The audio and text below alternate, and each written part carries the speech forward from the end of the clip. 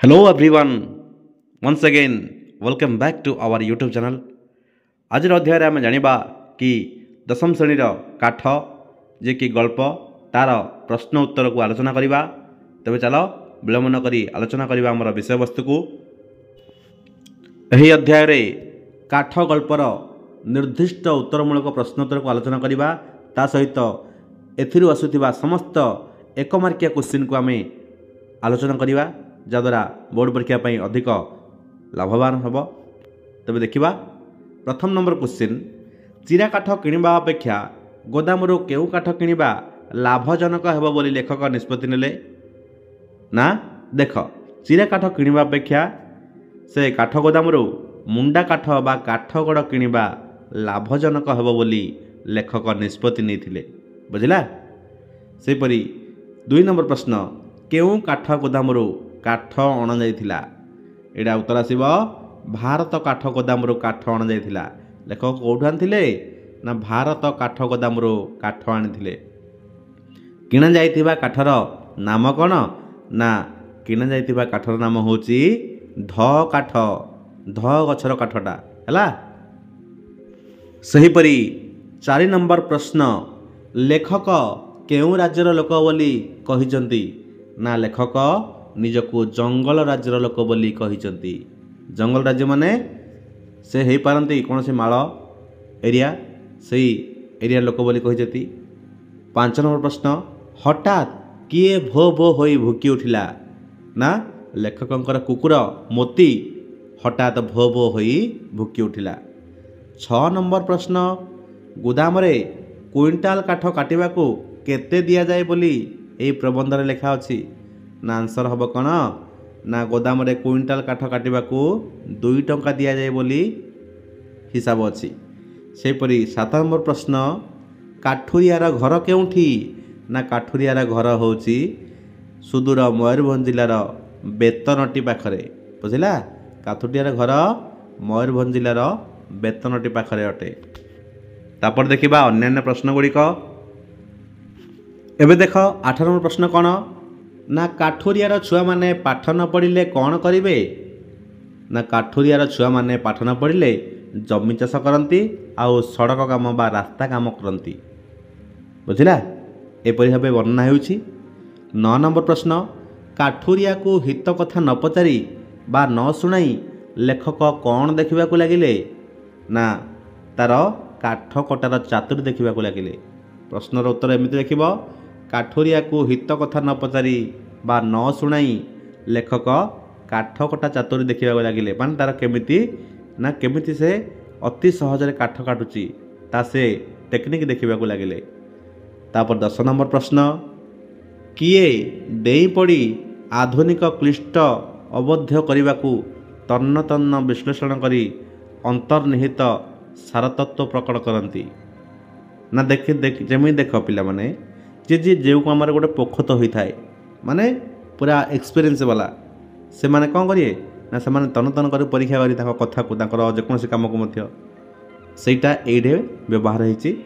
पोखत समालोचक डेई पड़ी आधुनिक क्लिष्ट अवध्य कविता को तन्न तन्न विश्लेषण करी अंतर्निहित सारतत्व प्रकट करती। जे कि पोखत समालोचक बा गोटे एक्सपीरियंस वाला जे समालोचक से ही देखिपारे कौन ना ए कविताटा हो बा लेखक लेखाटी केते भल होइछि आइरे केते सारतत्व अछि से सबू से माने ही जानि पारंती। 11 नंबर प्रश्न, काठुरिया अत्यंत आग्रह रे ग्रंथिल शिराल काठ को छिन्न छिन्न करी कौन बाहर कर देउथिला ना तार मंज बाहर कर देउथिला। मंज माने जो छोटिया छोटिया खंड। देख, काठुरिया अत्यंत आग्रह रे ग्रंथिल शिराल काठ को छिन्न छिन्न करी मंज बाहर कर देउथिला। मंज माने ता छोटिया छोटिया खंड बाहर कर देउथिला।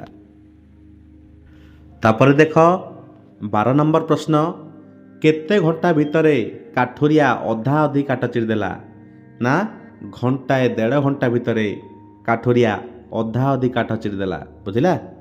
तापर 13 नंबर प्रश्न, काठुरिया ठू कौन आदाय करने लेखक जगी बसी ना ताठू काम आदाय करने। देखुन, काठुरिया ठू काम आदाय करने लेखक जगी बसी। सेपरि 14 नंबर प्रश्न, चिरा काठ गुड़िक छोट छोट थिबा सत्वे लेखक काठुरिया को कौन कहिले ना से कहिले कि से काठ गुड़ी को आउरी पतला करदेबाकू। देख, चिरा काठ गुड़िक छोट छोट थिबा सत्वे लेखक से गुड़ी को पतला करदेबाकू कहिले नुह कि। तापर देखिबा 15 नंबर प्रश्न, प्रतिथर चोट सांग को काठुरिया पाटेरो केउं शब्द बाहर थाए ना ए एमती शब्द बाहर थाए। तो प्रतिथर चोट सांग को काठुरिया पाटेरो ए शब्द बाहर थाए। तापरे देखिबा हमें परवर्ती क्वेश्चन को, कुराढ़ीटी केते किलो लुहारे तैयारी होइथिला ना कुराढ़ीटा 2 किलो लुहारे तैयारी होइथिला। बुझिल। तापरे 17 नंबर प्रश्न, लेखक देखिले काठुरियार कौन एकाठी लगी जाइछि ना तार देह पिठी और पेट एकाठी लगी जाइछि। तो ये लिखिबो कौन, लेखक देखिले कि काठुरियार पेट पिठी एकाटे लगी जाइछि माने से तार पेट बाहरी नहीं, से कौन पूरा फिट अच्छी। सेपरी 18 नंबर, काठुरिया सकाळु कौन पी आसीथिला ना काठुरिया सकाळु तोराणी कंसाए पी आसीथिला। एमिति पिला माने प्रैक्टिस करिवो जहाँकि तुमर बोर्ड परीक्षा को सहज हेबो। रोसई घर आड़ू महक सुंघी लेखक कौन खाइबा को घर भितर गले। ए रोसई घर आड़ू कौन महक सुंघे कि लेखक खाइबा को घर आड़ू गले ना रोसई घर आड़ू की महक सुंघिले ना मुढ़ी और कषा मांस ए बासना सुंघिकी लेखक कौन कले ना खाइबा घर भितर को चली गले। तापरे एबे देख 20 नंबर प्रश्न, चाकर पिलाटीर ना कौन ना चाकर पिलाटीर ना कौन ना चैतन्य। भला चैतन्य बुझला। तापरे 21 नंबर प्रश्न, काहा पादरे छेना चपरा काठ सब फुटिଯିବ ବୋଲି लेखक କହିଲେ। कुकुर पादरे छेना चपरा काठ सब फुटिଯିବ ବୋଲି लेखक से काठुरिया को कहले। माने एठी एई जो काठ काटुवा लोकटी यार पादरे फुटी जाउनी किंतु कुकुरर पादरे फुटिଯିବ ବୋଲି लेखक को अधिक चिंता। माने देखि पारछ एठी लेखकଙ୍କର किपरि दृष्टिभंगी। सेपरि 22 नंबर प्रश्न, काठुरिया हाथ को 2 खंड 2 टंकिया नोट बढ़ाई दे लेखक ताको केते पैसा मागिले। काठुरिया को 2 खंड 2 टंकिया नोट बढ़ाई देगिरी लेखक ताको केते पैसा मागिले ना कहले कौन ना ताको चारणा पैसा मागिले। देख, काठुरिया हाथ को 2 खंड 2 टंकिया नोट बढ़ाई दे लेखक ताको चारणा पैसा मागिले, कहला चारणा पैसा मत दे हला। 23 नंबर प्रश्न, लेखकंक केउ पदीय कथारे काठुरिया लाल लाल आखिर चाहिला। से कौन कहला देख, आर थर को तू आसबू कि न आसबू कि विशेष यही कथारे काठुरिया लाल लाल आखिर चाहिला। जेते बेले पैसा देले आ चारणा जो रिटर्न मागिले सेते बेले कहला कि नाई बाबू मो पाखे चारणा नाही मु आर थर को आइले सुझी देबी। एमिति कहला पर जेते बेले लेखक कौन कले ना काठुरिया कथारे विश्वास कलेनी, कहले कि तू आर थर को न आसबू बोले तोते कि विश्वास। एति कथा कहला परे एई काठुरियाटी कौन कला ना लाल लाल आखिर ताकू चाहिला रागरे। 24 नंबर प्रश्न, काठुरिया लेखक प्रति कि भाव रखिदेवा कथा लेखक भाविथिले ना लेखक भाविथिले कि तांकर आचरण रे आंतरिकता न थाई केवल सठता भाव अछि बोली काठुरिया मने करथिबो हला। तो एई भाव देखि भाविथिले लेखक। तापर देखिबा, काहा हातरे नोट 2टा काठुरिया पाखक लेखक पठाई दे कबाटा बंद करदेले ना चाकर पिला चैतन्य हातरे नोट 2टा काठुरिया पाखक पठाई दे लेखक कबाट बंद करदेले। तेबे पिला माने ए तो गला काठ गल्पर जे कि प्रश्न उत्तर। सेपरी परीक्षा उपयोगी भेरी भेरी इंपोर्टाट क्वेश्चन सेगुड़ी आलोचना करनेबा जद्वारा तुम समस्त प्रश्न उत्तर यही काठर ये क्लीयर हो। तेज चलो आलोचना करवा से ही विषय वस्तु गुड़ी को। देख पिला माने किछि परीक्षा उपयोगी प्रश्न उत्तर जे कि क स्तंभ ख स्तंभ वाला देथिबो। एठी देखिबो कि काहार ए ख स्तंभ व्यक्तिर सहित ए ख स्तंभर उपयुक्त उक्ति को क କହିଛନ୍ତି ସେଟା ଦେଖିବା। ଗୋଦାମବାଲା ଗୋଦାମବାଲା କ'ଣ କହିଛି ନା ଗୋଦାମବାଲା କହିଛି ଚିରି ଦେଲେ ବାରୁଦ ପରି ଜଳିବ। ସେପରି କାଠୁରିଆ କ'ଣ କହିଛି କାଠୁରିଆ କହିଛି କାଠ କାଟିବୁ ବାବୁ କାଠ କାଟିବୁ ବାବୁ। ଆର ହେବ କ'ଣ ଏଇ କାଠ କାଟିବୁ ବାବୁ। ସେପରି ଲେଖକ ପୁଅ କ'ଣ କହିଛନ୍ତି କହିଛନ୍ତି ହେଲା ହେଲା ଆଉ 4 ଅଣା କ'ଣ କରିବୁ 4 ଅଣା ନେବୁ ଆଉ। ଲେଖକ ପୁଅ ଏଇଟାକୁ କହିଛନ୍ତି। ସେପରି ଚୈତନ୍ୟ କ'ଣ କହିଛି ନା ଚୈତନ୍ୟ କହିଛି କାଲି ସକାଳର ରୁଟି କୁକୁର ବି ଛୁଇଁଲାନି।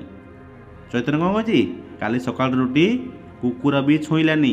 ଏଇ ଡାଇଲଗ୍ଟା ସେ କହିଛି। ସେପରି କାଠ କଟାଳି କ'ଣ କହିଛି ନା କାଠ କଟାଳି କହିଛି ହେଲେ ତୋର ନାଇଁ ତୋର ନାଭ ମୋର ନୁକସାନ। କାଠ କଟାଳି ଏଇଟା କହିଛି ହେଲେ ତୋର ନାଭ ମୋର ନୁକସାନ ହେଲା କି। ତାପରେ ଲେଖକ କ'ଣ କହିଛନ୍ତି ଲେଖକ କହିଛନ୍ତି କ'ଣ ସକାଳୁ ଖାଇକରି ଆସୁଛୁ ତ ସକାଳୁ ଖାଇକରି ଆସୁଛୁ ତ ଏଇଟା ସେ କହିଛନ୍ତି ହେଲା। ତାପରେ ଦେଖିବା ଆମେ ପରବର୍ତ୍ତୀ ଖସ୍ତମ ଦେଖିବା।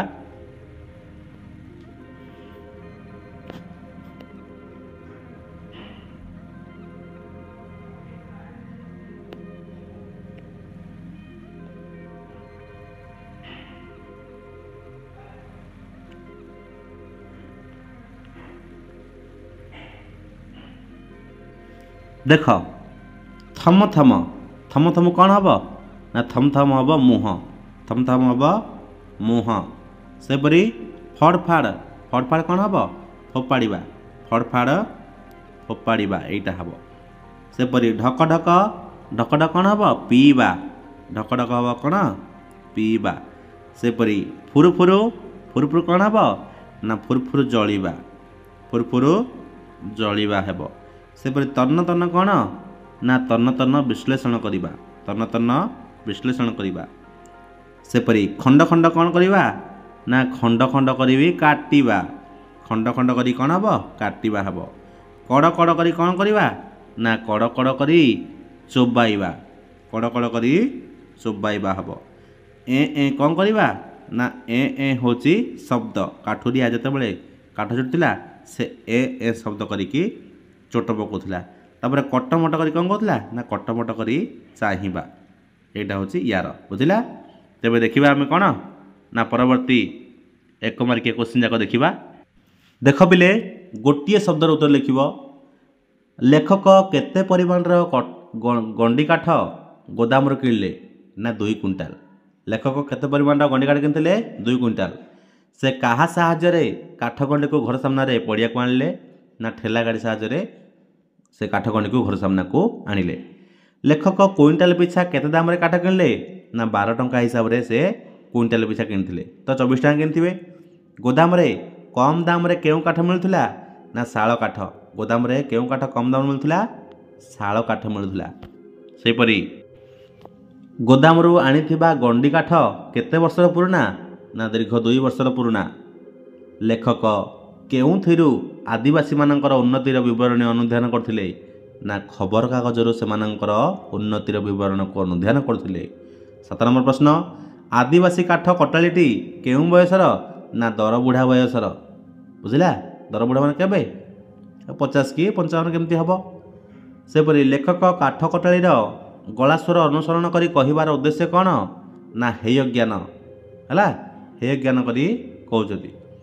तापरे 9 नंबर जा जा एथर काठ पुओ तो कहीदेलानी गल्परे एहार कहार उक्ति ना लेखकंकर एटा होची जा जा एथर काठ बोली लेखक कहउजती। तापर देखिबा काठ कटाली घोड़ी थिबा लेगाकू केउ गछ डलरे लटकाई देथिला ना आमे जानिजती कि बेगुनिया गछ डलरे से लटकाई थिला तो बेगुनिया हबो आंसर। काठ कटाली केउथि पई काम धइला बोली लेखक मन कले ना लोभ जोगु ताकू मु अधिक पैसा दउची सेति पई सिए काम धइला बोली लेखक भाबुजती। 12 नंबर काठुरियार जागा जमी केउ माने नै गले ना काठुरिया जागा जमी हाटुआ माने नै गले बोली एही गल्परे वर्णित होईछि। 13 नंबर प्रश्न देखे केड़े अंडिया देखई होचु उक्ति रे अंडिया शब्दटी काहा प्रति प्रयोग करा जायछि ना लेखक प्रति। लेखक अंडिया माने अंडीराटा एठी अंडिया माने कोन अंडीराटा बुझिला लेखक प्रति ए उक्तिरा प्रयोग करा जायछि। केउ महाराजांक विषय रे काठुरिया कहउतला ना ମୟୂରଭଞ୍ଜ ମହାରାଜାଙ୍କ ବିଷୟରେ ଏଇ କାଠୁରିଆ କହୁଥିଲା। ତାପରେ ଦେଖିବା ପରବର୍ତ୍ତୀ କ୍ୱେଶ୍ଚିନ୍ ଗୁଡ଼ିକ। 15 ନମ୍ବର ଦେଖ, ଏକାତ୍ମା ବାଗିଆ ମୂର୍ଖ ବୋଲି କାହାକୁ କୁହାଯାଇଛି? ନା କାଠ କଟାଳିକୁ ଏକାତ୍ମା ବାଗିଆ ମୂର୍ଖ ବୋଲି କୁହାଯାଇଛି। କିଏ ଡେଇଁ ପଡ଼ି ଆଧୁନିକ କ୍ଲିଷ୍ଟ ଅବୋଧ୍ୟ କବିତାକୁ ତନ୍ନ ତନ୍ନ କରି ବିଶ୍ଳେଷଣ କରନ୍ତି? ଆର ଆନ୍ସର ହେବ କ'ଣ? ସମାଲୋଚକ। ସମାଲୋଚକମାନେ ହିଁ ତ ଏପରି କରନ୍ତି। ସେପରି କାଠୁରିଆ କେଉଁ ପ୍ରକାର କାଠକୁ ଛିନ୍ନ ଛିନ୍ନ କରି ମଞ୍ଜ ବାହାର କରିଦିଅନ୍ତି? ନା ଗ୍ରନ୍ଥିଳ ଶିଳାଳ କାଠକୁ ଛିନ୍ନ ଛିନ୍ନ କରି ମଞ୍ଜ ବାହାର କରିଦିଅନ୍ତି। ତାପରେ 18 ନମ୍ବର ପ୍ରଶ୍ନ, ଭଗବାନ କାଠୁରିଆର ଶିରା ପ୍ରଶିରା ରକ୍ତ ମାଂସକୁ କେଉଁ ଶକ୍ତି ଦେଇ ଗଢ଼ିଛନ୍ତି ବୋଲି ଲେଖକ ମନେ କରିଛନ୍ତି? ନା ନୈସର୍ଗିକ ଶକ୍ତି, ଯାହାକି ସମସ୍ତଙ୍କ ପାଖରେ ଏମିତି ମିଳେ ନାହିଁ। ତାପରେ 19 ନମ୍ବର ପ୍ରଶ୍ନ, କାଠୁରିଆ କେଉଁଥିରେ କୁରାଢ଼ୀର ମୁନ ପଜାଉଥିଲା? ନା ଢିମା ପଥରରେ। ଢିମା ପଥରରେ କାଠୁରିଆ ନିଜର କୁରାଢ଼ୀର ମୁନକୁ ପଜାଉଥିଲା, ଘଷୁଥିଲା ବା ଧାର କରୁଥିଲା। ତାପରେ ଦେଖ 20 ନମ୍ବର ପ୍ରଶ୍ନ, କ'ଣ ଖାଇବାକୁ ଲେଖକ କାଠ କଟାଳିକୁ ଯାଚିଥିଲେ? ନା ବାସି ରୁଟି। ବାସି ରୁଟି ବାଚିଥିଲେ ହେଲା। କାଠୁରିଆକୁ କୁକୁର ଛୁଁ ନଥିବା ରୁଟି ଦେବାରେ ଲେଖକଙ୍କ କେଉଁ ମନୋଭାବ ପ୍ରକାଶିତ ହେଉଛି? ଶଠତା। ବୁଝିଲା, ଶଠତା ମାନେ ଘୃଣ୍ୟ ଭାବ। ତାପରେ 22 ନମ୍ବର ପ୍ରଶ୍ନ, କାଠ କଟାଳିଟି ରୁଟି ଦୁଇଟିକୁ କେଉଁଭଳି ଚୋବାଇ ଦେଲା? ନା ପାମ୍ପଡ଼ ପରି ଚୋବାଇ ଦେଲା। ବୁଝିଲା। ତାପରେ 23 ନମ୍ବର ପ୍ରଶ୍ନ, କାଠୁରିଆକୁ ପାଣି ପିଇବାକୁ ଦିଆଯାଇଥିବା ଆଲୁମିନିୟମ ଲୋଟା କେଉଁ ଉଦ୍ଦେଶ୍ୟରେ ବ୍ୟବହୃତ ହେଉଛି? ନା ପାଇଖାନା ଉଦ୍ଦେଶ୍ୟରେ ବ୍ୟବହୃତ ହେଉଛି। ସେ ପାଇଖାନା ଘରର ଲୋଟାକୁ ତାହିଁରେ ପାଣି ଭରିକି ଲେଖକ ଏଇ କାଠୁରିଆକୁ ଦେଇଥିଲେ, କିନ୍ତୁ କାଠୁରିଆ ତାହା କିଛି ଜାଣିନି, ସେ ପିଇ ଦେଇଛି। ତାପରେ 14 ନମ୍ବର ପ୍ରଶ୍ନ, କେଉଁ ପ୍ରକାର ଭୋଜନ ପରେ ଲେଖକ କାଠୁରିଆକୁ ଅନ୍ୟ କାମ ପାଇଁ ତାଗିଦ କରୁଥିଲେ? ନା ଗରିଷ୍ଠ ଭୋଜନ ପରେ। ଗରିଷ୍ଠ ଭୋଜନ ମାନେ ମୁଢ଼ି ଆ ସହିତ ଚିକେନ କଷା ନା ମଟନ କଷା। ସେ ଖାଇବା ପରେ ଆସିକି ଅନ୍ୟ କାମ ପାଇଁ ତାକୁ ବତଉଥିଲେ। ସେପରି 25 ନମ୍ବର ପ୍ରଶ୍ନ, ଚେନା ଚପରା ସବୁ ଭଲ କରି ଖରକି ଗୋଟାଇ ଦେ। ରେଖାଙ୍କିତ ଶବ୍ଦର ଅର୍ଥ କ'ଣ? ଚେନା ଚପରା କାଠ ମାନେ ଟୁକୁରା କାଠ, ନୁହଁ କି? ଚେନା ଚପରା ମାନେ ଟୁକୁରା କାଠ ଅଟେ। ସେପରି 26 ନମ୍ବର ପ୍ରଶ୍ନ, ଗୋଟାଇ ଆଣିଲେ ପ୍ରାୟ 8 ଅଣାର କାଠ ବାହାରିବ। ଗୋଟାଇ ଆଣିଲେ 8 ଅଣାର କାଠ ବାହାରିବ ବୋଲି ଏଥିରୁ ଲେଖକଙ୍କର କେଉଁ ମନୋଭାବ ପ୍ରକାଶିତ ହେଉଛି? ନା ଲୋଭ। ମାନେ ଯେତେବେଳେ ସେ ଯେଉଁ ଗଣ୍ଡିଟାକୁ କାଠ କାଟିଲା କାଠୁଳିଆଟା, ତାର ସବୁ କ'ଣ ଚେନା ଚପରା ସବୁ ବାହାରିଲା। ସେ ଯାହା ସବୁ ଗୋଟାଇ ଆଣିଲେ 8 ଅଣାର କାଠ ବାହାରିବ ବୋଲି ୟାଙ୍କର ଲୋଭ ଛାଡ଼ୁନାହିଁ ଏ ଲେଖକଙ୍କର। 27 ନମ୍ବର ପ୍ରଶ୍ନ, ଲେଖକଙ୍କ କାଠ ଚିରା ଦିନ କେଉଁ ବାର ଥିଲା? ଲେଖକ କାଠ କାଟିବା ପାଇଁ କେଉଁ ବାରକୁ କଥା କରିଥିଲେ? ନା ରବିବାର। ତାପରେ ମୁଁ ତୋର ଚାଲାକି ସବୁ ବୁଝିଛି ଗଳ୍ପରେ ଏହା କାହାର ଉକ୍ତି? ନା କାଠୁରିଆର। 29 ନମ୍ବର ପ୍ରଶ୍ନ, କାଠୁରିଆକୁ ବିଶ୍ୱାସ ନ କରିବା ପଛରେ ଲେଖକଙ୍କର କେଉଁ ମାନସିକତା ପ୍ରତିଫଳିତ? ନା ପ୍ରତାରଣା। ଏ କାଠୁରିଆ ପ୍ରତି ପ୍ରତାରଣା କରୁଛନ୍ତି ଲେଖକ। ତାପରେ ସମାଜରେ ଅର୍ଥ ସର୍ବସ୍ୱ ଓ ଶଠମାନଙ୍କ ପ୍ରତି କଥାକାରଙ୍କ ଦୃଷ୍ଟିଭଙ୍ଗୀ କିପରି? ନା ବ୍ୟଙ୍ଗାତ୍ମକ, କମେଡ଼ି ଭଳି ଏଇଠି ବର୍ଣ୍ଣନା କରିଛନ୍ତି, ନୁହଁ କି? ସମାଜ ଯିଏ ମଧ୍ୟ ପଢ଼ିବ ସେ ପାଠକଟି ଏଠିରୁ ନିଜର କ'ଣ ନା ଚରିତ୍ରକୁ ବଦଳାଇ ଦେବ। ବ୍ୟଙ୍ଗାତ୍ମକ ଭାବେ ସମାଜକୁ ଶିକ୍ଷା ଦେଇଛନ୍ତି। 31 ନମ୍ବର ପ୍ରଶ୍ନ, କଥାକାର ଶ୍ରୀଯୁକ୍ତ ଶତପଥୀ କେଉଁ ପୁସ୍ତକ ପାଇଁ ଓଡ଼ିଶା ସାହିତ୍ୟ ଏକାଡେମୀ ପୁରସ୍କାର ଲାଭ କରିଥିଲେ?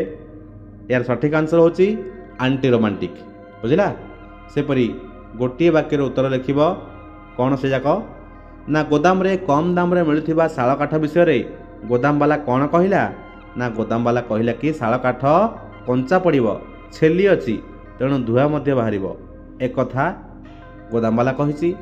ଲେଖକ ଧ କାଠକୁ କାହିଁକି କିଣିବାକୁ ଚାହିଁଲେ? ନା ଧ କାଠ ଖୁବ୍ ଶୁଖିଲା ହୋଇଥିବାରୁ ଫୁରଫୁର ହୋଇ ଜଳିବ, ଆଉ ଘର କଣରେ ଅଳନ୍ଧୁ ମଧ୍ୟ ଜମିବ ନାହିଁ, କି ଧୂଆଁରେ ମଧ୍ୟ ପଙ୍ଖା ଗୁଡ଼ିକ କଳା ହେବ ନାହିଁ। ସେଥିପାଇଁ ଲେଖକ ଧ କାଠଟିକୁ କିଣିବାକୁ ଚେଷ୍ଟା କରିଥିଲେ। ବୁଝିଲା। ତାପରେ ଲେଖକଙ୍କ କାଠ ଚିରା କାହିଁକି ବିଳମ୍ବ ହେଲା? ନା ଉତ୍ତର ହେଉଛି ଦେଖ, ନା କାଠ କଟାଳିମାନଙ୍କର ସାନ୍ତାଳ ପର୍ବ ପଡ଼ିଥିବାରୁ ଲେଖକଙ୍କ କାଠ ଚିରା ବିଳମ୍ବ ହେଲା। କାରଣ ସେ ସମୟରେ ସେଠି କ'ଣ ହେଇଥିଲା? ନା ସାନ୍ତାଳୀ ପର୍ବ ପଡ଼ିଥିଲା। ସାନ୍ତାଳଙ୍କ ପର୍ବରେ କ'ଣ ସବୁ ହୁଏ? ନା ସାନ୍ତାଳଙ୍କ ପର୍ବରେ ହାଣ୍ଡିଆ ଖିଆ, କୁକୁଡ଼ା ଲଢ଼େଇ, ଧୁମୁସା ମାଦଳ ଇତ୍ୟାଦି ହୋଇଥାଏ। ବୁଝିଲା। ତାପରେ 5 ନମ୍ବର ପ୍ରଶ୍ନ, ଲେଖକ ସମ୍ବାଦପତ୍ରରୁ କ'ଣ ଅନୁଧ୍ୟାନ କରୁଥିଲେ? ନା ଅନୁଧ୍ୟାନ କରୁଥିଲେ କି ସ୍ୱାଧୀନତାର 30 ବର୍ଷ ପରେ ଆଦିବାସୀମାନଙ୍କର କ'ଣ ପ୍ରଗତି ହୋଇଛି, ଲେଖକ ସେ ସମ୍ବାଦପତ୍ରରୁ ତାହା ଅନୁଧ୍ୟାନ କରୁଥିଲେ। ତାପରେ 6 ନମ୍ବର ପ୍ରଶ୍ନ, ଦରବୁଢ଼ା କାଠକଟାଳିର ପ୍ରଥମ ପ୍ରଶ୍ନରୁ ଲେଖକଙ୍କ ମନରେ କି ପ୍ରତିକ୍ରିୟା ସୃଷ୍ଟି ହେଲା? ନା ଏମାନେ ଆଦିବାସୀମାନଙ୍କ ପାଇଁ ସରକାର କୋଟି କୋଟି ଟଙ୍କା ଖର୍ଚ୍ଚ କରୁଛନ୍ତି, ତଥାପି ସେମାନଙ୍କର ଭାଷା ଠିକ୍ ଭାବେ ସେମାନେ କହିପାରୁନାହାନ୍ତି।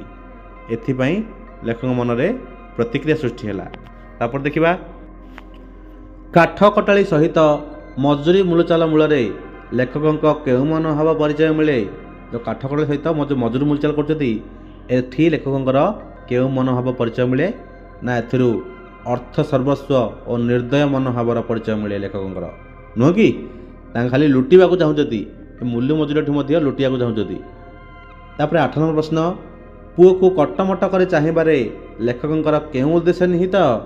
ନା ପୁଅକୁ କଟମଟ କରି ଚାହିଁବାରେ ଲେଖକଙ୍କର ଅର୍ଥ ସର୍ବସ୍ୱ ମନୋଭାବ ବି ନିହିତ, ମାନେ କେମିତି କମ୍ ପଇସା ଦେବି ସେ କାଠୁରିଆକୁ, ସେଥିପାଇଁ ସେ ତାକୁ କ'ଣ ତାଗିଦ କରିବା ପାଇଁ କଟମଟ କରି ଚାହିଁଥିଲେ। ତାପରେ କାଠୁରିଆର ବୟସ ଓ ଚେହେରାରୁ ଲେଖକଙ୍କର କେଉଁ ସନ୍ଦେହ ଜାତ ହେଲା? ନା କାଠୁରିଆର ବୟସ ଓ ଚେହେରାରୁ ତା ପାରିବାର ପଣିଆ ଉପରେ ଲେଖକଙ୍କର ସନ୍ଦେହ ହେଲା କି ଏ ଦର ବୁଢ଼ା ବୟସରେ ଇଏ କାଠ କାଟି ପାରିବ କି ନାହିଁ, ସେଇ କ'ଣ ନା ପାରିବାର ପଣିଆ ଉପରେ ଲେଖକଙ୍କର ସନ୍ଦେହ ହେଲା। ତାପରେ 10 ନମ୍ବର ପ୍ରଶ୍ନ, କାଠ କଟାଳି ତା ପରିବାର ବିଷୟରେ ଲେଖକଙ୍କୁ କ'ଣ କହିଲା? କାଠ କଟାଳି ତା ପରିବାର ବିଷୟରେ ଲେଖକଙ୍କୁ କ'ଣ କହିଥିଲା? ନା ତାର ପ୍ରଥମ ସ୍ତ୍ରୀ ଓ 2ଟି ପୁଅର ମୃତ୍ୟୁ ହୋଇଛି ବୋଲି କାଠ କଟାଳି ଏ କଥା ପ୍ରସଙ୍ଗରେ ଲେଖକଙ୍କୁ କହିଥିଲା, ବୁଝିଲେ କି? 11 ନମ୍ବର, ଆମର ଯେତେ ନୁକର ଘର ଜମି ନାହିଁ ସମସ୍ତଙ୍କୁ ଦେଲେ ତୁମେମାନେ କି କରିବ, କାହିଁ ରହିବ? ଏ ଉକ୍ତିରୁ ଦରିଦ୍ର କାଠ କଟାଳିର କେଉଁ ମନୋବୃତ୍ତି ପ୍ରକାଶ ପାଇଛି? ନା ଏଥିରୁ ତାର ସରଳ, ନିଷ୍କପଟ ଓ ସମାଜର ଫନ୍ଦି ଫିକର ବିଷୟରେ ଅନଭିଜ୍ଞ ମନୋବୃତ୍ତି ପ୍ରକାଶ ପାଇଛି, ନୁହଁ କି? ତାପରେ ଦେଖିବା 12 ନମ୍ବର ପ୍ରଶ୍ନ, ଲେଖକ କାଠୁରିଆ ସହିତ କଥାବାର୍ତ୍ତା ନ କରିବାକୁ କାହିଁକି ସ୍ଥିର କଲେ? ନା ତା ସହିତ କଥାବାର୍ତ୍ତା ହେଲେ କାଠ ଚିରା କାର୍ଯ୍ୟ ଧିମେଇ ଯିବାର ଆଶଙ୍କା କରି ଲେଖକ କାଠୁରିଆ ସହିତ କଥାବାର୍ତ୍ତା ନ ହେବାକୁ ସ୍ଥିର କଲେ, ବୁଝିଲା? କାରଣ ସେ କଥା ହେଲେ କ'ଣ ହେବ, ସେ କାଠ କାର୍ଯ୍ୟ ଚିରିବା ସେ ଧିମେଇ ଦେବ। ସେପରି 13 ନମ୍ବର ପ୍ରଶ୍ନ, କାଠ କଟାଳି ଚିରୁଥିବା କାଠ କିପରି ଥିଲା ବୋଲି ଗଳ୍ପରେ କୁହାଯାଇଛି? ନା କାଠ କଟାଳି ଚିରୁଥିବା କାଠଟା କ'ଣ ଥିଲା? ଗ୍ରନ୍ଥିଳ ଶିରାଳ, ମାନେ ଗଣ୍ଠିଯୁକ୍ତ ଥିଲା। ଗୋଟେ ଗଣ୍ଠିଯୁକ୍ତ କାଠକୁ ଚିରିବା ଏତେ ସହଜ ନୁହଁ, ସେଇଟା ଏଠି ଗଳ୍ପରେ ମଧ୍ୟ କୁହାଯାଇଛି। 14 ନମ୍ବର ପ୍ରଶ୍ନ, କାଠୁରିଆ କେଉଁଥିରୁ ଆନନ୍ଦ ପାଉଥିବ ବୋଲି କ୍ଷୁଦ୍ରମନା ଲେଖକ ମନେ କରିଛନ୍ତି? ନା କାଠୁରିଆ ଏ ବୃକ୍ଷ ରାକ୍ଷସ ଗୁଡ଼ିକୁ ଖଣ୍ଡ ଖଣ୍ଡ କରି ଆନନ୍ଦ ପାଉଥିବ ବୋଲି କ୍ଷୁଦ୍ରମନା ଲେଖକ ମନେ କରିଛନ୍ତି, ନୁହଁ କି? ଏଇଟା ବୃକ୍ଷକୁ ରାକ୍ଷସ ତୁଳନା କରିଛନ୍ତି, ଆଉ କାଠୁରିଆ ଏ ବୃକ୍ଷ ରାକ୍ଷସକୁ ହାଣି ହାଣି ଛୋଟ ଛୋଟ କରିଦେଉଛି, ଏମିତି ମନୋଭାବ ରଖିଛନ୍ତି ଲେଖକ। ଲେଖକ କାଠ କଟାଳିକୁ ରୁଟି 2ଟି ଖାଇବାକୁ ଦେବା ପାଇଁ କାହିଁକି ଚାହିଁଲେ? ନା କାଲି ସକାଳ ରୁଟିରେ ଯେଉଁ ଅସର ବାବୁଲ ଥିଲା ତାଙ୍କ ପୋଷାକରେ ମଧ୍ୟ ନ ଛୁଇଁବାରୁ ତାହା କାଠ କଟାଳିକୁ ଦେବାକୁ ଚାହିଁଲେ। ଏଥିରୁ କ'ଣ ନା ଲେଖକଙ୍କର କ'ଣ ଭାବ ଆସୁଛି? ନା ହୀନ ମନୋବୃତ୍ତି ଆସୁଛି କାଠୁରିଆ ପ୍ରତି। 16 ଏଥିରୁ ତାଙ୍କର କେଉଁ ମନୋଭାବର ପରିଚୟ ମିଳେ? ନା ଏଥିରୁ ତାଙ୍କର ଅମନସ୍ୟପଣିଆ, ସ୍ୱାର୍ଥପରତା ଓ ଶଠ ମନୋଭାବର ପରିଚୟ ମିଳେ। ତାପରେ ଦେଖିବା ପ୍ରଶ୍ନ, ଲେଖକ କାଠ କଟାଳିକୁ ଲେଖକ କାଠ କଟାଳିକୁ କେଉଁ ଲୋଟାରେ ପାଣି ପିଇବାକୁ ଦେଇଥିଲେ? ନା ର କ'ଣ ନା ପାଇଖାନାରେ ଥିବା ଆଲୁମିନିୟମ ଲୋଟାରେ। ତ ଦେଖ, ଲେଖକ କାଠ କଟାଳିକୁ ଆଲୁମିନିୟମ ପାଇଖାନା ଲୋଟାରେ ପାଣି ପିଇବାକୁ ଦେଇଥିଲେ, ନୁହଁ କି? ତାପରେ ଦେଖିବା 18 ନମ୍ବର ପ୍ରଶ୍ନ, କାଠ କଟାଳିଠାରୁ ଚାଲାଣ ପଇସା ଫେରି ପାଇବାକୁ ଜିଦ୍ କରିବା ମୂଳରେ ଲେଖକଙ୍କର କେଉଁ ପ୍ରକାର ମାନସିକତା ସୂଚିତ ହୁଏ? ନା ଏଥିରେ ତାଙ୍କର ଶ୍ରମ ପ୍ରତି ମର୍ଯ୍ୟାଦାହୀନ ଏକ ଅବିବେକୀ ମଣିଷର ମାନସିକତା ସୂଚିତ ହୁଏ। ଏ ଚାଲାଣ ପଇସା ନେଇକି ଆଙ୍କର ଭାଗି ଯାଉଛନ୍ତି ନା କ'ଣ? ଆଙ୍କେ ତାକୁ କ'ଣ ନା କାଳେ ନେଇଯିବ ବୋଲି ତାକୁ ମାଗୁଥିଲେ। ଆର ଅର୍ଥ କ'ଣ ନା ମର୍ଯ୍ୟାଦାହୀନ ଏକ ଅବିବେକୀ ମଣିଷର ମାନସିକତା ଏଠି ସୂଚିତ ହେଉଛି। 19 ନମ୍ବର ପ୍ରଶ୍ନ, ନୋଟ୍ 2 ଖଣ୍ଡିକୁ ଲେଖକ ଆଡ଼କୁ ଫୋପାଡ଼ି ଦେବାରେ କାଠୁରିଆର କେଉଁ ମାନସିକତା ପ୍ରତିଫଳିତ ହୋଇଛି? ନା ଗୋଟେ ସ୍ୱାଭିମାନୀ ମଣିଷର। ଦେଖ, ସାଧାରଣ ନିମ୍ନ ବର୍ଗର ଶ୍ରମଜୀବୀଟିଏ ହେଲେ ମଧ୍ୟ କାଠୁରିଆର ସ୍ୱାଭିମାନ ସ୍ୱରୂପ ଏଥିରେ ପ୍ରତିଫଳିତ ହୋଇଛି। ଯେତେବେଳେ ଚାରଣା ପାଇଁ ସେ ଝଗଡ଼ା କରିଛନ୍ତି ସେତେବେଳେ ଏ କାଠୁରିଆଟି ତାଙ୍କ ଉପରକୁ ସେ ଯେଉଁ ପଇସା ଯାକ କ'ଣ ଫିଙ୍ଗି ଦେଇଛନ୍ତି। ନେଇଯା ତୋର ପଇସା, ମୋ ଦରକାର ନାହିଁ ଏମିତି କହିଛି। 20 ନମ୍ବର ପ୍ରଶ୍ନ, ଲେଖକ କାଠୁରିଆକୁ ବିଶ୍ୱାସ ନ କରିବା ଯୋଗୁଁ ତାର କେଉଁ କ୍ରୋଧ ପ୍ରକାଶ ପାଇଥିଲା? ନା ଲେଖକ କାଠୁରିଆକୁ ବିଶ୍ୱାସ ନ କରିବା ଯୋଗୁଁ ତାର ଯୁଗ ଯୁଗର ସଞ୍ଚିତ ଚାପା କ୍ରୋଧ ପ୍ରକାଶ ପାଇଥିଲା। ହେଲା, କାରଣ ଗୋଟେ ସରଳ ନିଷ୍କପଟିଆ ଲୋକକୁ ମଧ୍ୟ ଯେତେବେଳେ ଏ ଲେଖକ କେତେ ଅର୍ଜନ କରି ପଇସା ଅର୍ଜନ କରି ମଧ୍ୟ ତାଙ୍କ ଉପରେ କେମିତି ଚାରଣାଟି ଲୁଟିବାକୁ ଚାହୁଁଛନ୍ତି, ସେତେବେଳେ ଲେଖକଙ୍କ ଉପରେ ଏ କାଠୁରିଆଟି ତା ଜନ୍ମ ଜନ୍ମାନ୍ତର କ୍ରୋଧକୁ ଦେଖେଇ କ'ଣ କଲା? ନାଲି ଆଖି ଦେଖିଲା ଆକୁ। ତାପରେ 21 ନମ୍ବର ପ୍ରଶ୍ନ, ଲେଖକଙ୍କ ଆଚରଣରେ କ'ଣ ନଥିଲା? ନା ଲେଖକଙ୍କ ଆଚରଣରେ ଆତ୍ମୀୟତା ବା ଆନ୍ତରିକତା ନଥାଇ କେବଳ ଛଳନା ଭରି ରହିଥିଲା। ଏକଥା ଏଠି ଆଲୋଚନା ହୋଇଛି। ତାପରେ ଦେଖିବା, ତାପରେ ପ୍ରଶ୍ନ କ'ଣ? ସହି ଯାଉଥିବା ଲୋକର ଧୈର୍ଯ୍ୟଚ୍ୟୁତି ଘଟିଲେ କ'ଣ ହୁଏ? ସହି ଯାଉଥିବା ଲୋକର ଧୈର୍ଯ୍ୟଚ୍ୟୁତି ଘଟିଲେ କ'ଣ ହୁଏ? ନା ସହି ଯାଉଥିବା ଲୋକ ଧୈର୍ଯ୍ୟଚ୍ୟୁତି ଘଟିଲେ ସେ ଉତ୍ତ୍ୟକ୍ତ ଓ ଉତ୍କ୍ଷିପ୍ତ ହୋଇ ଉଠେ। ଏଠି କାଠୁରିଆର ପରିକ୍ଷେପରେ ଏସବୁ ହେଇଛି। ତାପରେ 23 ନମ୍ବର ପ୍ରଶ୍ନ, କାଠୁରିଆ ଗଳ୍ପରେ କେଉଁ ଦାର୍ଶନିକଙ୍କ ତତ୍ତ୍ୱ ପ୍ରତିଫଳିତ ହୋଇଛି? ନା ମାର୍କସଙ୍କ। କାଠ ଗଳ୍ପରେ ମାର୍କସଙ୍କ ଶ୍ରେଣୀ ସଂଘର୍ଷ ତତ୍ତ୍ୱ ପ୍ରତିଫଳିତ ହୋଇଛି। ବୁଝିଲେ କି? ଦେଖିବା ଅନ୍ୟାନ୍ୟ ପ୍ରଶ୍ନ ଗୁଡ଼ିକ। ତେବେ ପିଲାମାନେ, ଆମେ ତୁମ ପାଇଁ ଏକ 25 ମାର୍କର ଏକ ପରୀକ୍ଷା ରଖିଛୁ। ସେହି ପରୀକ୍ଷାକୁ ମଧ୍ୟ ପିଲାମାନେ ଦେଖିନେବ କି କେତେ ମାର୍କ ରଖିପାରୁଛ। ତ ଏଠି ଆମେ ଆଲୋଚନା କରିବା କ'ଣ? ନା ଆମର ଏମିତି 25 ମାର୍କର କ୍ୱେଶ୍ଚିନ୍, ଯାହାକୁ ଆନ୍ସର୍ ଦେବାକୁ ଚେଷ୍ଟା କରିବ ଆଉ ନିଜେ ମଧ୍ୟ ପ୍ରାକ୍ଟିସ୍ କରିବାକୁ ଚେଷ୍ଟା କରିବ। ତେବେ ଚାଲ ଆଲୋଚନା କରିବା ଆମର ଏଇ ଏକ୍ଜାମ୍ ବିଷୟରେ। ଦେଖ, ଲେଖକଙ୍କ କାଠଚିରା କାହିଁକି ବିଳମ୍ବ ହେଲା? ଏସବୁ ଗୋଟିଏ ବାକ୍ୟରେ ଉତ୍ତର ଦେବ। ତା'ର ସଠିକ୍ ଆନ୍ସର୍ କ'ଣ ହେବ? ନା କାଠ କଟାଳିମାନଙ୍କର ସାନ୍ତାଳ ପର୍ବ ପଡ଼ିଥିବାରୁ ଲେଖକଙ୍କ କାଠଚିରା ବିଳମ୍ବ ହେଲା, ନୁହେଁ କି? 6 ନମ୍ବର ପ୍ରଶ୍ନ, ସାନ୍ତାଳ ପର୍ବରେ କ'ଣ ସବୁ ହୁଏ? ନା ସାନ୍ତାଳ ପର୍ବରେ ହାଣ୍ଡିଆ ଖିଆ, କୁକୁଡ଼ା ଲଢ଼େଇ, ଧୁମୁସା ମାଦଳ ଇତ୍ୟାଦି ହୋଇଥାଏ। ତାପରେ 9 ନମ୍ବର ପ୍ରଶ୍ନ, ଲେଖକ ସମ୍ବାଦପତ୍ରରୁ କ'ଣ ଅନୁଧ୍ୟାନ କରୁଥିଲେ? ନା ସ୍ୱାଧୀନତାର 30 ବର୍ଷ ପରେ ଆଦିବାସୀମାନଙ୍କର କ'ଣ ପ୍ରଗତି ହୋଇଛି, ଲେଖକ ସେସବୁ ସମ୍ବାଦପତ୍ରରୁ ଅନୁଧ୍ୟାନ କରୁଥିଲେ। ତାପରେ 10 ନମ୍ବର ପ୍ରଶ୍ନ କ'ଣ? ଦରବୁଢ଼ା କାଠ କଟାଳିର ପ୍ରଥମ ପ୍ରଶ୍ନରୁ ଲେଖକଙ୍କ ମନରେ କି ପ୍ରତିକ୍ରିୟା ସୃଷ୍ଟି ହେଲା? ନା ଆଦିବାସୀମାନଙ୍କ ପାଇଁ କୋଟି କୋଟି ଟଙ୍କା ଖର୍ଚ୍ଚ ହେଉଥିଲେ ବି ସେମାନେ ଭାଷା ଠିକ୍ ଭାବରେ କହିପାରୁନାହାନ୍ତି, ଏହି ଭାବନା ତାଙ୍କ ମନରେ ସୃଷ୍ଟି ହୋଇଥିଲା। ତାପରେ 9 ନମ୍ବର ପ୍ରଶ୍ନ, କାଠ କଟାଳି ସହିତ ମଜୁରୀ ମୂଲଚାଲ ମୂଳରେ ଲେଖକଙ୍କ କେଉଁ ମନୋଭାବର ପରିଚୟ ମିଳେ? ନା ଆର ସଠିକ୍ ଆନ୍ସର୍ କ'ଣ ହେବ? ନା ଆର ସଠିକ୍ ଆନ୍ସର୍ ହେବ କି ଏଥିରୁ ଲେଖକଙ୍କର ଅର୍ଥ ସର୍ବସ୍ୱ ଓ ନିର୍ଦ୍ଦୟ ମନୋଭାବର ପରିଚୟ ମିଳେ। ତାପରେ ପୁଅକୁ କଟମଟ କରି ଚାହିଁବାରେ ଲେଖକଙ୍କର କେଉଁ ଉଦ୍ଦେଶ୍ୟ ନିହିତ ଅଛି? ନା ପୁଅକୁ କଟମଟ କରି ଚାହିଁବାର ଲେଖକଙ୍କର ଅର୍ଥ ସର୍ବସ୍ୱ ମନୋଭାବ ନିହିତ ଅଛି। କିପରି ଲୁଟିକି ଆଣିବି ମୁଁ କାଠୁରିଆଠୁ, ଏହି ଭାବଟା ଛୁପିକି ଅଛି। ତାପରେ କାଠୁରିଆର ବୟସ ଓ ଚେହେରାରୁ ଲେଖକଙ୍କର କେଉଁ ସନ୍ଦେହ ଜାତ ହେଲା? ନା ପାରିବାର ପଣିଆ, ନୁହେଁ କି? ତାପରେ କାଠ କଟାଳି ତା ପରିବାର ବିଷୟରେ ଲେଖକଙ୍କୁ କ'ଣ କହିଥିଲା? ନା କାଠ କଟାଳିଟି ତା'ର ପରିବାର ବିଷୟରେ କହିଥିଲା କ'ଣ? ତା'ର ପ୍ରଥମ ସ୍ତ୍ରୀ ଓ 2ଟି ପୁଅର ମୃତ୍ୟୁ ହୋଇଛି ବୋଲି କାଠ କଟାଳି ଲେଖକକୁ କହିଛି।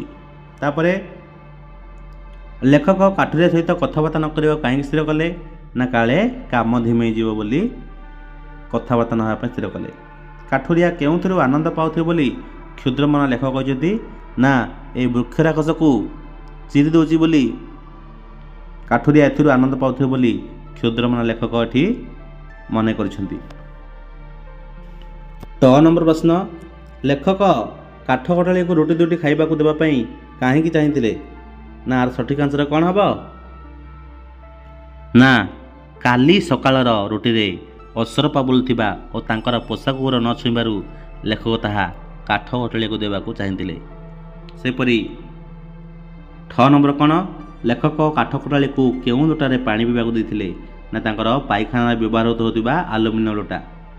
କାଠ କଟାଳିଠାରୁ ଚାରଣା ପଇସା ଫେରି ପାଇବାକୁ ଜିଦ୍ କରିବା ମୂଳରେ ଲେଖକଙ୍କର କେଉଁ ପ୍ରକାର ମାନସିକତା ସୂଚିତ ହୁଏ? ନା ଆର ସଠିକ୍ ଆନ୍ସର୍ କ'ଣ ହେବ? ନା ଏଥିରେ ତାଙ୍କର ଶ୍ରମ ପ୍ରତି ମର୍ଯ୍ୟାଦା ନଥିବା ଏକ ଅବିବେକୀ ମଣିଷର ମାନସିକତା ଏଠି ସୂଚନା ହୋଇଥାଏ। ଲେଖକ କାଠୁରିଆକୁ ବିଶ୍ୱାସ ନ କରିବା ଯୋଗୁଁ ତାର କେଉଁ କ୍ରୋଧ ପ୍ରକାଶ ପାଇଲା? ନା ତାର ଯୁଗ ଯୁଗର ସଞ୍ଚିତ ଚାପା କ୍ରୋଧ ଏଠି ପ୍ରକାଶ ପାଇଥିଲା। ଲେଖକଙ୍କ ଆଚରଣରେ କ'ଣ ନଥିଲା? ନା ଆତ୍ମୀୟତା ବା ଆନ୍ତରିକତା ନଥିଲା, ଖାଲି ରହିଥିଲା କ'ଣ? କେବଳ ଛଳନା। ତାପରେ 2 ନମ୍ବର ପ୍ରଶ୍ନ, ଗୋଟିଏ ଶବ୍ଦରେ ଉତ୍ତର ଲେଖ ବୋଲି ଦେଇଛି, 10 ମାର୍କ। ଦେଖିବା କିପରି ପିଲାମାନେ ଏଇଟାକୁ ପ୍ରାକ୍ଟିସ୍ କରିବେ। ଲେଖକ କୁଇଣ୍ଟାଲ ପିଛା କେତେ ଦାମରେ କାଠ କିଣିଲେ? ୟାର ସଠିକ୍ ଆନ୍ସର ହେବ 12 ଟଙ୍କା, ନୁହଁ କି? ଆଦିବାସୀ କାଠ କଟାଳିଟି କେଉଁ ବୟସର? ନା ଦର ବୁଢ଼ା ବୟସର ବୋଲି ଏଠି ଆଲୋଚନା ହେଇଛି। ତାପରେ 1 ନମ୍ବର, ଯା ଯା ଏଥର କାଠ, ପୁଅ ତ କହିଦେଲାଣି। ଗଳ୍ପରେ ଏହାର କାହାର ଉକ୍ତି? ନା ଏଠାରେ ଲେଖକଙ୍କର ଉକ୍ତି। କାଠ କଟାଳି କେଉଁଥିପାଇଁ କାମ ଧଇଲା ବୋଲି ଲେଖକ ମନେ କଲେ? ନା ଲୋଭ ଯୋଗୁଁ, ନୁହଁ କି? ଦେଖେ କେଡ଼େ ଅଣ୍ଡିରା ଦେଖେଇ ହେଉଛି ଉକ୍ତିରେ ଅଣ୍ଡିଆ ଶବ୍ଦଟି କାହା ପ୍ରତି ପ୍ରୟୋଗ କରାଯାଇଛି? ନା ଲେଖକଙ୍କ ପ୍ରତି। ଏ ଅଣ୍ଡିଆ ମାନେ କ'ଣ? ଅଣ୍ଡିରା। ତାପରେ ଏକବାଗିଆ ମୂର୍ଖ ବୋଲି କାହାକୁ କୁହାଯାଇଛି? ନା ଏକବାଗିଆ ମୂର୍ଖ ବୋଲି କାଠ ଚିରାଳିକୁ କୁହାଯାଇଛି, କାଠ କଟାଳିକୁ। ସେପରି କାଠୁରିଆ କେଉଁ ପ୍ରକାର କାଠକୁ ଭିନ୍ନ ଭିନ୍ନ କରି ମଞ୍ଜ ବାହାର କରିଦିଅନ୍ତି? ନା ଗ୍ରନ୍ଥିଳ ଶିରାଳ କାଠକୁ ମଧ୍ୟ ଏମାନେ ଚିରିକି ତାଙ୍କର କ'ଣ କରନ୍ତି? ନା ମଞ୍ଜ ବାହାର କରିଦିଅନ୍ତି। କାଠୁରିଆକୁ କୁକୁର ଛୁଇଁ ନଥିବା ରୁଟି ଦେବାରେ ଲେଖକଙ୍କର କେଉଁ ମନୋଭାବ ପ୍ରକାଶିତ ହେଉଛି? ନା ଶଠତା, ଠକ। କାଠୁରିଆକୁ ପାଣି ପିଇବାକୁ ଦିଆଯାଉଥିବା ଆଲୁମିନିୟମ ଲୋଟା କେଉଁ ଉଦ୍ଦେଶ୍ୟରେ ବ୍ୟବହୃତ ହେଉଥିଲା? ନା ପାଇଖାନା ଉଦ୍ଦେଶ୍ୟରେ। ତାପରେ ଛେନା ଚପରା ସବୁ ଭଲ କରି ଖରକି ଗୋଟାଇ ଦେ, ରେଖାଙ୍କିତ ଶବ୍ଦର ଅର୍ଥ କ'ଣ? ନା ଟୁକୁରା କାଠ, ହେଲା। ତ ପିଲାମାନେ ଏପରି ଆଲୋଚନା କରିବ, ତା ସହିତ ପରୀକ୍ଷାରେ ପୂର୍ଣ୍ଣ ରୂପରେ ମାର୍କ ଆଣିବାକୁ ଚେଷ୍ଟା କରିବ। ଧନ୍ୟବାଦ। ପରବର୍ତ୍ତୀ ମୁହୂର୍ତ୍ତରେ ଆମେ କାଳର କପୋଳ ତଳେ ସେସବୁ ବିଷୟକୁ ଆଲୋଚନା କରିବା। ତାର ପ୍ରଶ୍ନ ଉତ୍ତର ସହିତ ପଢ଼ିବା ସହିତ କାଳର କପୋଳ ତଳ ଏହି ଗଳ୍ପକୁ ମଧ୍ୟ ଆଲୋଚନା କରିବା। ଧନ୍ୟବାଦ।